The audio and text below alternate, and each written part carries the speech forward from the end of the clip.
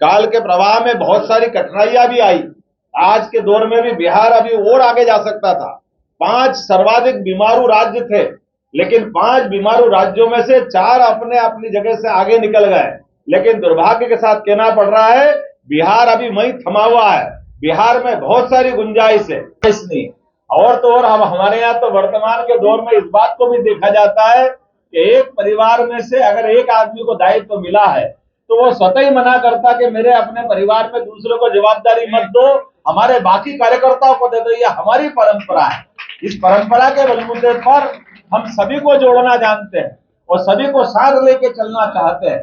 मुझे इस बात की भी प्रसन्नता है कि हमारी सनातन संस्कृति को लेकर के, खास करके वर्तमान के दौर में, हम सब जानते हैं कि भारतीय जनता पार्टी अपने जन्मकाल से अर्थात जनसंघ के जमाने से हम एक विशेष विचार के आधार पर, राष्ट्रवादी विचार के आधार पर राजनीतिक पार्टी के नाते जरूर है, लेकिन हमारी सारी मर्यादाओं के आधार पर हमारा जो मूल उद्देश्य है, जिस विचार के बलबूते पर भारत का चहुमुखी विकास हो, गरीब से गरीब आदमी के जीवन में बदलाव आए, गरीब से गरीब आदमी को भी इस भारत माता के आंचल में शासन की व्यवस्थाओं के आधार पर, अगर हम सरकार में हैं तो सरकार के माध्यम से, अगर हम विपक्ष में हैं तो जैसे अटल बिहारी वाजपेयी जी का चित्र यहाँ लगा हुआ है, ये आदर्श रूप में हमने सिद्ध किया है कि लगभग 50 साल तक भी जो अपोजिशन में रह करके लगातार हर 5-5 प्रधानमंत्री के सामने उनका जीवन निकला, वो हम सबके लिए आदर्श रूप में है।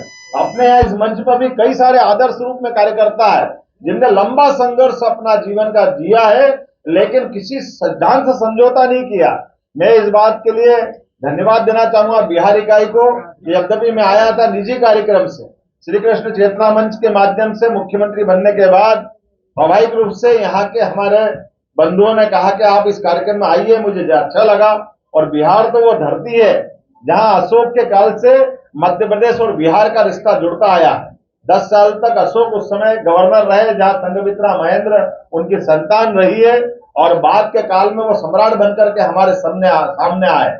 और बिहार की वो धरती है जिनने आज से 2500 से 3000 साल पहले लोकतंत्र को जनता के सामने रख प्रकटीकरण का एक अनूठा उदाहरण प्रस्तुत किया। और बिहार में किस बात की कमी है? बिहार में जिस प्रकार के टैलेंटेड लोग होते हैं, पूरे देश के कोई राज्य ऐसा नहीं होगा जहां सर्वाधिक IAS IPS अगर निकल के जाते हैं तो केवल एकमात्र राज्य वो बिहार है जो जिसको ये गौरव हासिल है।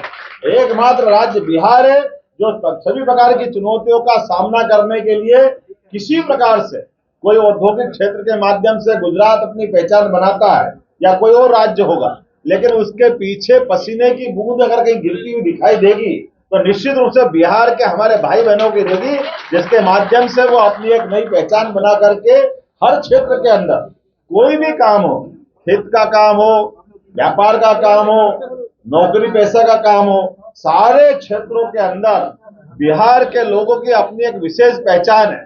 और ये गौरव हम सबको हासिल है अपने इस बिहार के राज्य के नाते से कि हम सब मिलकर के आज के समय में भी हमने देखा, अतीत के समय लोकतंत्र स्थापित करने में भी और दोबारा लोकतंत्र के ऊपर संकट आया तो आपातकाल के समय में भी बिहार की धरती से संघर्ष का जो शंखनाद हुआ, जिसने लोकतंत्र को बचाने का बड़ा काम किया, मुझे इस बात का गौरव है। गुजरात के, बिहार के लोग इस बात को जानते हैं कि लगातार किसी भी कठिन से कठिन मुद्दे का समाधान सकारात्मक रूप से कैसे होना चाहिए। काल के प्रवाह में बहुत सारी कठिनाइयां भी आई। आज के दौर में भी बिहार अभी और आगे जा सकता था। 5 सर्वाधिक बीमारू राज्य थे, लेकिन 5 बीमारू राज्यों में से 4 अपने अपनी जगह से आगे निकल गए। लेकिन दुर्भाग्य के साथ कहना पड़ रहा है, बिहार अभी वहीं थमा हुआ है। बिहार में बहुत सारी गुंजाइश है, लेकिन कमी है तो लीडरशिप की, कमी है तो आगे बढ़ने के अवसर को ठीक प्रकार से समाज तो बहुत अच्छी ताकत के साथ खड़ा है। समाज